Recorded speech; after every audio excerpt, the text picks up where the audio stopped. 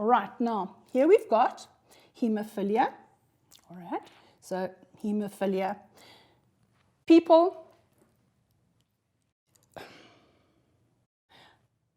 I am 99.9% sure that you are going to get a question on a sex-linked cross, whether it is a multi-choice, whether it is a short, whether it is a long. They have to ask it because it's one of the main components of genetics. Okay, now, when it is sex-linked, and any sex-linked disorder, the disorders are because of the following.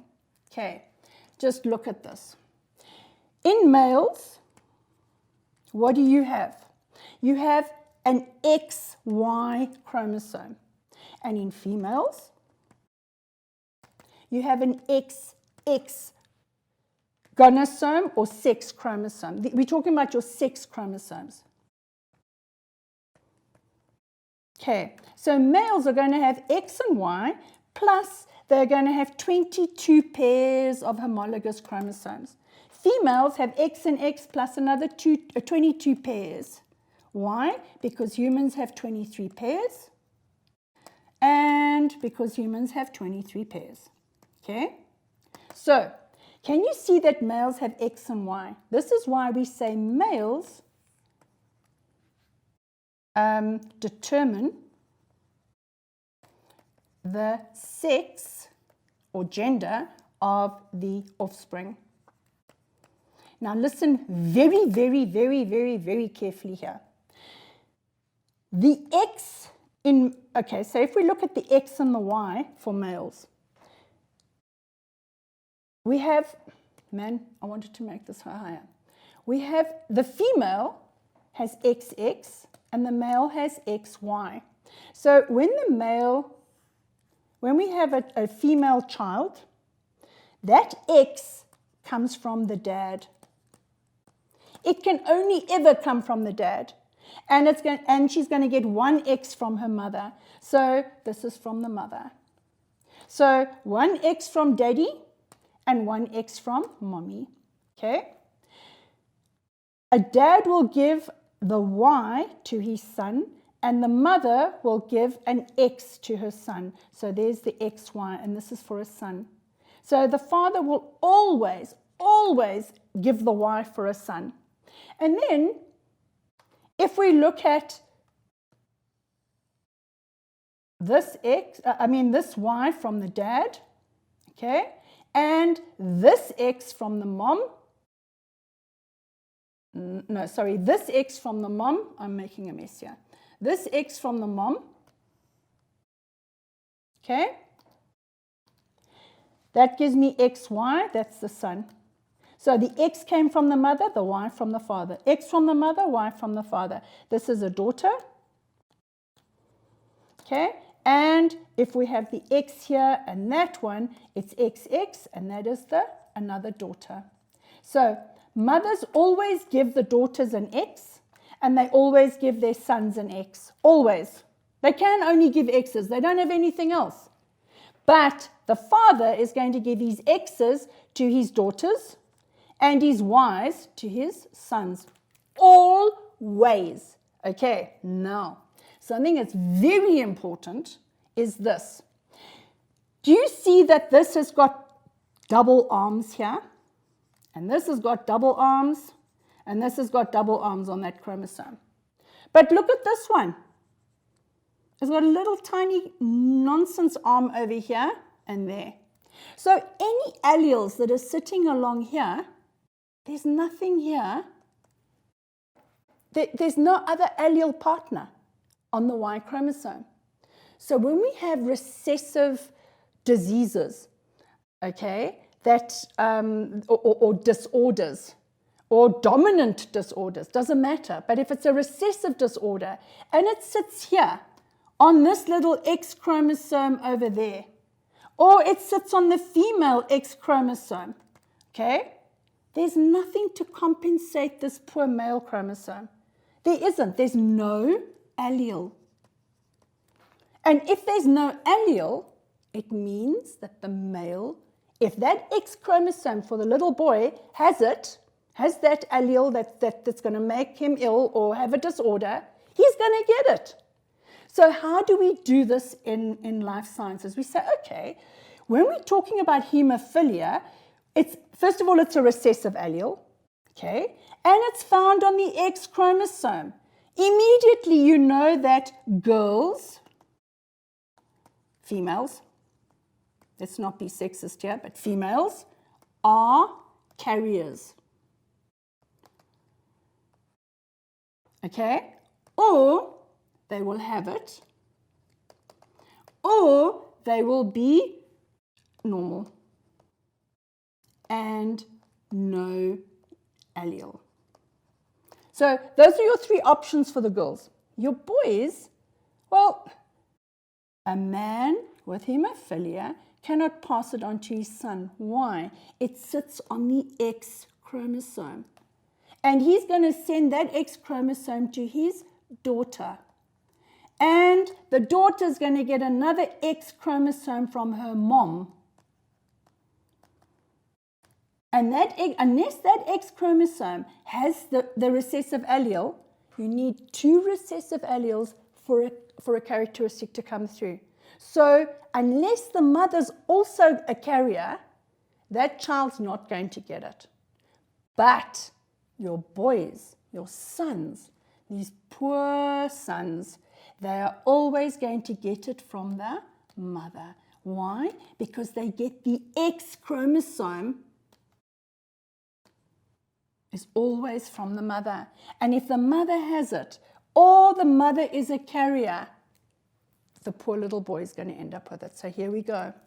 A normal female, okay, remember she looks normal. A normal female and a normal male are married.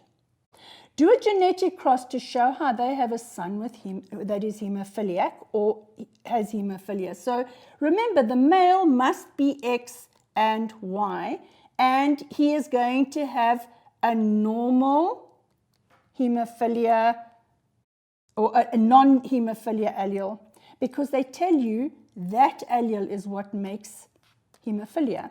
So the female, if they have a son that has hemophilia, the female must be a carrier.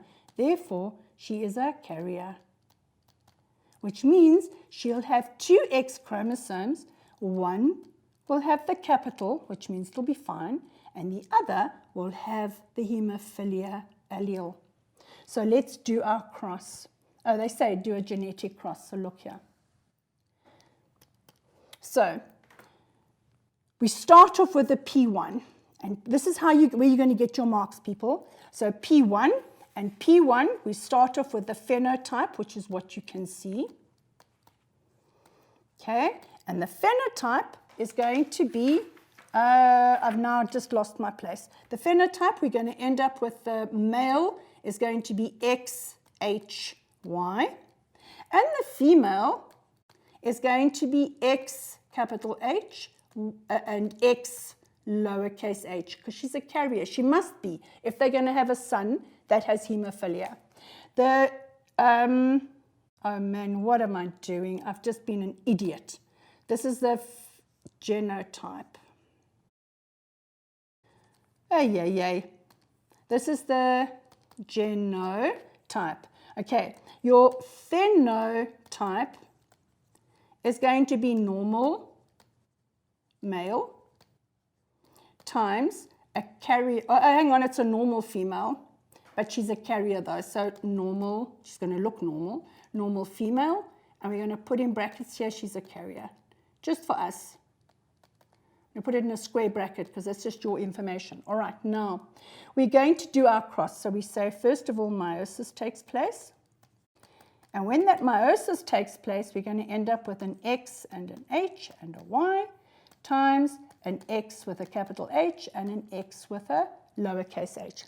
Okay, now that meiosis has taken place, and now we're going to do our gametes. So I just want to move this down. Start with our Punnett square.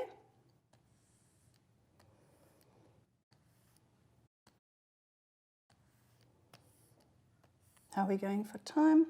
We'll be finished now. Okay, so there's the male. with his nice, healthy, normal male. And these are our gametes. And we have fertilization that takes place.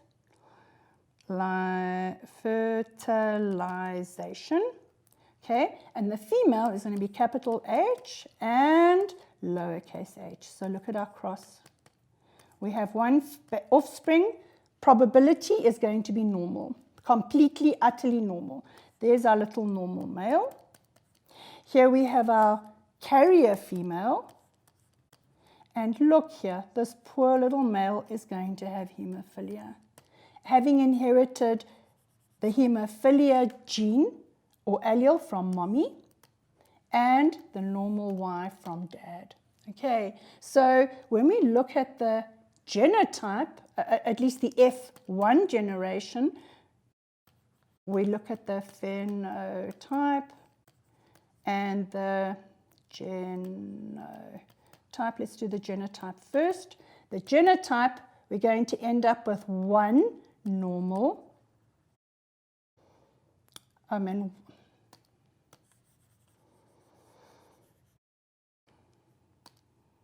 We're going to end with a, let's do phenotype. One normal female. We got one carrier female. We have one normal male. And we have one male with hemophilia. Okay, genotype, I just want to get more space here. So genotype,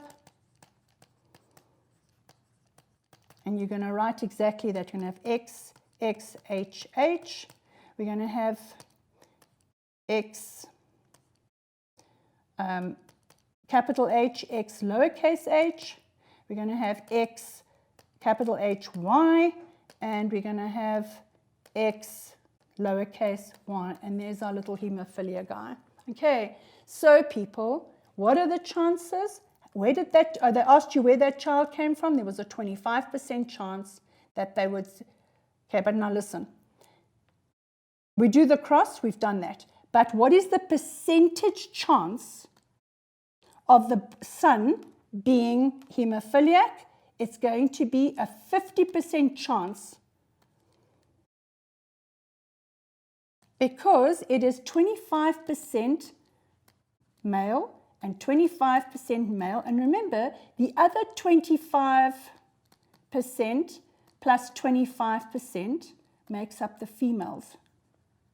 So it ends up being 50% of the male offspring. The chances are 50% of the male offspring will have hemophilia.